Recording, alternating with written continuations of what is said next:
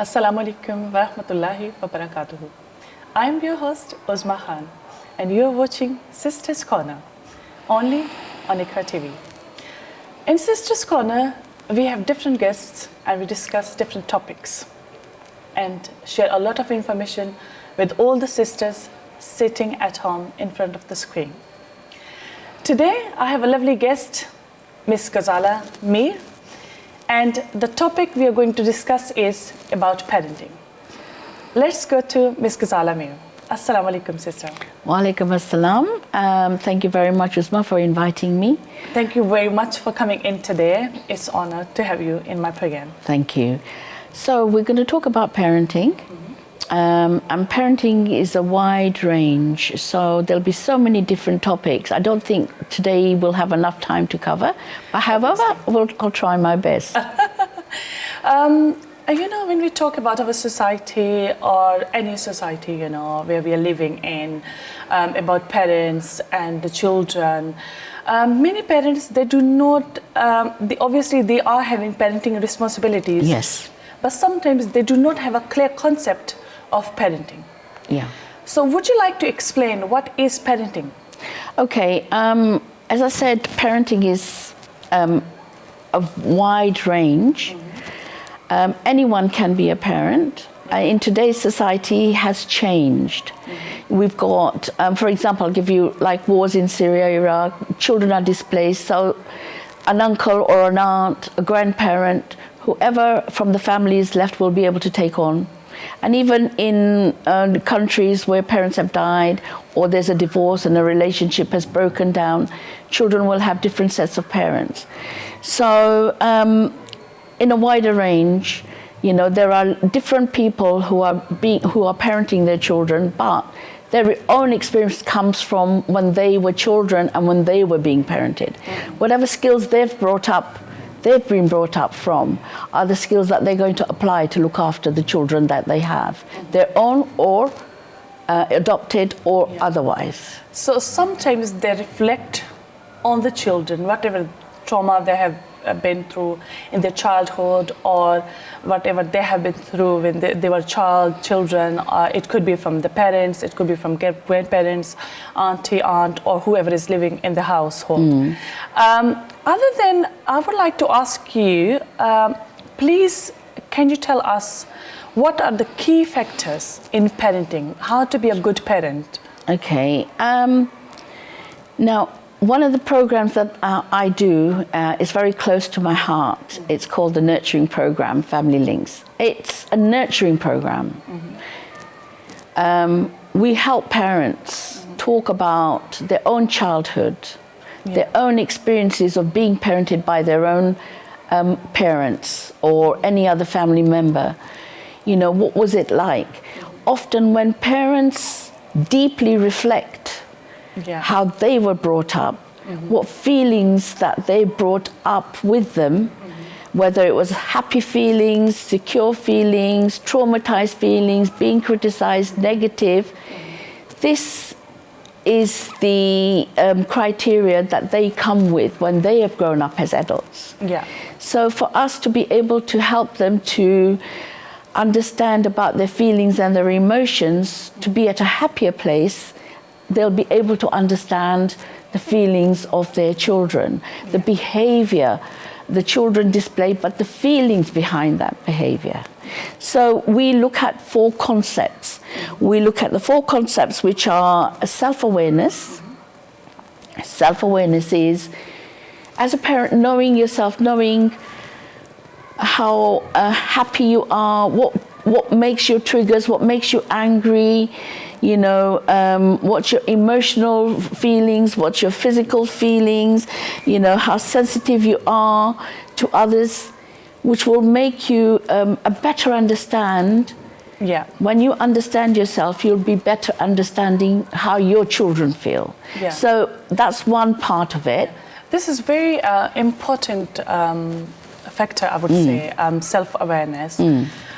Because if you do not know who you are, you cannot reflect your personality onto anybody, like, you know, towards your children, towards your husband, towards your parents. And self-awareness is really important, because where you can express your feelings, or communicate, or know yourself as well, or communicate to yourself as well, that this is important, why and where I feel sad, what is impacting you as a parent, as a person, and then how it is reflecting your children. I think I'll give you an example when I say self-awareness is that if you know that you've had a bad day, so for instance, you're a housewife and you're in a hurry, you've got the children to collect, you've got the house to clean, there's shopping to do, and you've got to cook the food. You're in pressure. You're under pressure. So what happens is that, say you've got a child who goes to school and there's a younger toddler or a 3-year-old coming in, you know, crying their eyes out. If you know your emotions, you know that you're really feeling now, oh my God, I'm really up to here and I cannot take one more thing. I'm going to explode. So if this child comes in and you're feeling that and you don't really realize that that's how you're feeling, what's your reaction going to be with that 3-year-old? Go and sit down on the sofa. I don't want to hear your voice. Right? And that's going to be a negative impact on that child because you don't know what that child's feeling and why he's crying. Whereas if you know your feelings, you know you're really stressed. You say, well, I'm stressed at the moment. So I can't react like that because it's not fair. It's my feeling. I am going to, when the child comes, you're going to say, okay, what's happened? Come on. Sit down, let me give you something to eat or drink. Are you hungry? You know, you react differently because you know you've got that anger in you, you're stressed out. But how you behave with your child is going to be different because you know yourself. That's the main point, is self-awareness. Know your feelings of how you're going to react to a situation. This is very common in our culture. Sometimes if a child needs help and we are busy in doing anything, and then we do not think about the child's feeling and what impact he is going to have through our negative behavior or the negativity we are putting in his mind or behavior. And we just go through the negative response and starts, for example, we are under pressure, we have to cook, we have to be on time, you know, we have a meeting, or we have to pick up the children, and the child comes and he is in trouble or dealing with some issues, and he's trying to find out like help. Rather than helping or listening, we just, you know, sometimes shout or scream or tell them off rather than taking it positively. So there's a very good point you have raised, that we should not give that impression to the child that you are going through the stress, because your stress can create more anxiety in his behavior. Because, you know, the child doesn't understand. They're developing. You know, they've got their own emotions and feelings. They're learning. Who's their role model? Their parent. And if you as a parent are always angry and negative, then that's what they're going to pick up, and what's going to happen is they're going to lose their confidence. Could lose their confidence in social environments, especially at school. Because, you know, children need to make friends, and if they've got a negative environment at home where they're completely always being criticized, then that is something that is not going to be positive for them. So for us, for someone like me, it's really important to point out to a parent, how did you feel when you were a child and you were criticized? Give me your feelings. Because that reflection of your childhood can really be helpful in your children's future. Exactly. So you can be a good parent. You have, you know. And when they point out, well, I felt sad, I felt abandoned, I felt neglected, then you say, then how do you think your child would be feeling when you do that? So it's a big eye-opener for some parents when they go and understand, when they learn and understand about their own childhood traumas, how they're feeling. If they actually reflected deeply, their behavior with their children would be different. They would learn different tools and different strategies to deal with them. So that's one part of the constructs that we teach, which is self-awareness, which is really important. But then we have the other one, which is called the appropriate expectations. Yes. Yeah? I would like to go for that because this is really, really important, especially in our Asian culture. Right. We expect too much, and we expect the same from all the siblings. Yes. And we think like if the oldest is a doctor, yeah, we want the next one to be a pilot or a doctor or an engineer. Exactly. You know? But they have different abilities, capabilities, potential. Yeah. And we do not think about it. We just want them, okay, you have to do it. You can do it, you know? And sometimes the child is not having that much potential as his own older siblings or younger siblings. And we put so much pressure on the children, which is not right. So please, discuss on that. I think that one of the things that we do is we teach parents about ages and stages of children. The development of children from birth to 2 years, from 2 to 4 years, from 4 to 5, and so forth. Because sometimes parents who've had they've been brought up in their own home environment with so many children, siblings of their own. Sometimes their own needs have been neglected. Because the potential's been going on to the first one and the second one. By the third and fourth, parents may have kind of got tired, you know, giving that attention, expecting that the child will learn from the older siblings, but that's not how it works. Parents often in our culture, as you said, that they aim to achieve, everybody has to be a doctor or engineer or some proficient professional. But we've got to look at that all children develop in different stages and different ways. It could be that your home environment for the first child was really good and, you know, you just had the one child and you were able to concentrate. Come the second child, okay, you've got 2 children, but you're able to deal with it because both of you are there. But when you've got 3 or 4, the dynamics change. There's more pressure. Circumstances. Relationships. Absolutely. And that might impact the child while you're going through the trauma, or maybe you're going through the happy stage. So that all that factors are there. And then the mother actually thinks, well, you know what, A did really well in their maths, so I'm expecting C to do the same.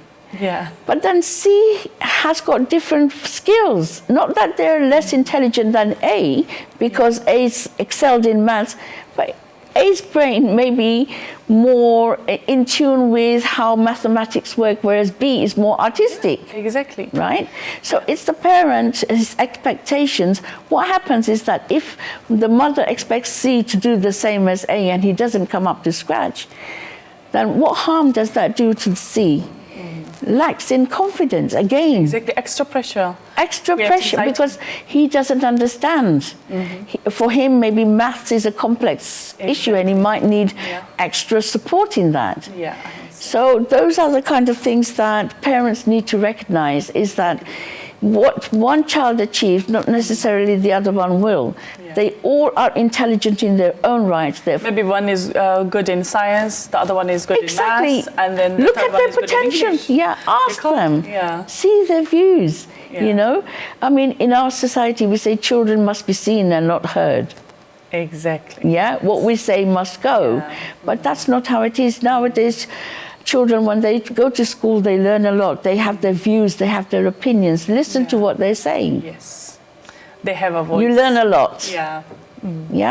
So it's having appropriate expectations.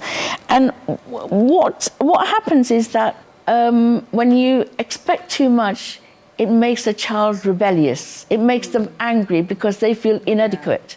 They feel angry because they want to please their parent, but the parent doesn't understand they don't have that capability. But they've got amazing interests or intelligence in another field. You know, like I said, arts.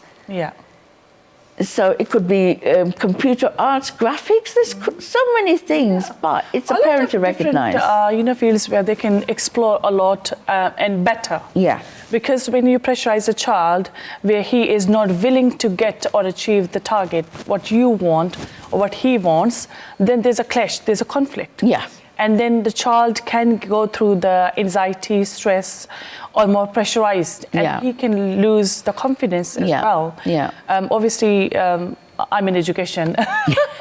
My field is different, but obviously these things are very important. Yeah. Emotional development. Force a child if you don't want to do anything. Yeah. We can encourage, but we can't force. We should pressurize. Exactly, and that's the key. It's as parents, we're there to guide.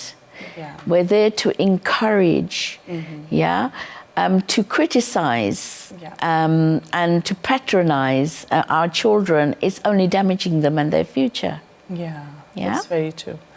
And the thing is, how about, sometimes, a little bit of encouragement in kids' behavior, their work, or whatever they are doing, even small steps. Yeah. That's one of the things. That could have a huge impact on their life. Yeah. And whatever they're doing. Yeah, absolutely, you're right, Uzma. I think the most important thing is, again, the third concept. Yeah. The building block for this is about using empathy. Yeah. Again, when we go to self-awareness and we know we empathize, we're sensitive, then we empathize with our children's feelings. Yes. Yeah. When we use empathy, we are understanding the feelings of the child. Yes. So when we're understanding the feelings of the child, we are regulating them. We're regulating their emotions. Yes. Yeah. I mean, for example, if you've got a child who's had a really bad day at school, maybe somebody has said something bad, or he's been bullied and he's come home and he's really angry. Yeah. And all he's looking for is a bit of empathy and support. Remember when I said as having that self-awareness of yourself as a parent, you regulated yourself, you've understood your childhood traumas of how you felt. Yeah. Then what you're going to do is, when your child is coming and they're very angry and you're busy yourself, what you're going to do is you're going to show them empathy, aren't you? You're going to say, I understand what you're feeling. Come on, tell me about it. Yeah. And sometimes even little things, children are coming to you. For example, they are saying to you, or they fell in the playground and they got hurt on the knee, and you feel like it's nothing. It's just a small thing. For them, it's a big thing. Yeah. They want to see how our parents are connecting with that thing, how connected they are with us. And I think when we show a little bit of kind of emotions, express and go with our feelings and go with whatever they are thinking and what help they need, it could help them a lot. Yeah. And I think being an empathetic parent is sometimes, children have their own way of explaining things. Maybe they had an argument and you found that your child's at fault, because they didn't understand or something. Be sensitive about how they are feeling, because from their perspective, they're still learning whether they're right or wrong. Yes. To criticize them and say, well, you were wrong, is the wrong thing to do. To encourage them and say, well, let's look at the situation. If you were in their place, it's having to tell them, like, if you were in your friend's place and you did that, or they did that to you, how would you feel? Yes. Yeah, it's. You don't have to agree with your child and say, well, I think what you did was right. You can say, well, I understand how you're feeling, but not necessarily agree with it. Yes. Yeah. So that way your child won't think that whatever they did was correct. Yes. Yeah. It's about guiding them to do the right thing. Sometimes it's really important to communicate and finding the reasons rather than imposing your choice or whatever you want them to do or whatever you think it's right or it's wrong. Because from the child perspective, it could be different. Yeah. So always explaining the situation and then giving them the choices. Okay, if you have done this, this could be like, this is bad because this could have this. Again, guiding. Rather than criticizing, which is the most important thing, because you wouldn't like to be criticized if you've made a mistake. You'd like to be heard. You'd like that feeling of your parent emotionally being sensitive to whatever mistakes you've made. But guiding them where they've made the mistake rather than criticizing them. That's a very good point, Ms. Ghazala Mir. I would like to say, and I would like to go in more detail and discuss further with you in parenting. इस वक्त हमारी जितनी भी audience हमारा programme देख रहे हैं, आपको बताती जाऊँ कि ये प्रोग्राम हम इंग्लिश और उर्दू दोनों में कोशिश करते हैं कि उस पर बात करें, और इस वक्त जो है ब्रेक का टाइम, शॉर्ट ब्रेक का टाइम हुआ चाहता है, और ब्रेक के फौरी बाद दोबारा हम लोग इसी टॉपिक को लेके चलेंगे और तफसील से बात करेंगे पेरेंटिंग के मुतालिक. Stay tuned on IQRA TV. See you soon.